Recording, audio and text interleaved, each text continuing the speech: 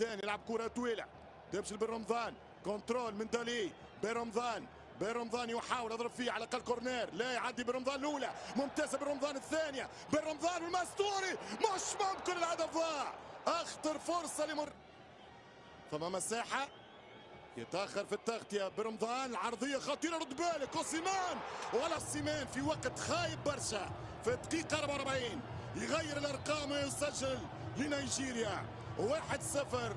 اوسيمان مع كارت اصفر ضد نجم جالاتا سراي. أسوأ هدف ممكن تقبله في الدقيقة الأخيرة من الشوط الأول. تمشي كرة من جديد الرأسية، الأخطاء الدفاعية وتلعب 3 بالمحور.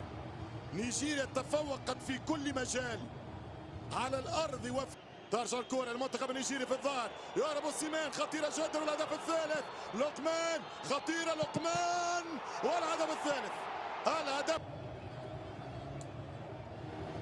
مباراة للنسيان، نيجيريا رسميا في الصدارة.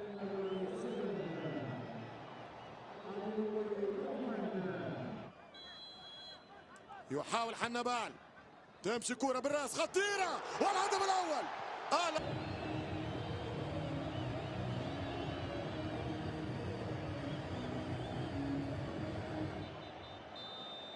تقدم علي العابدي، يتقدم علي ويحط الثاني، الهدف الثاني لنصور كرتاج.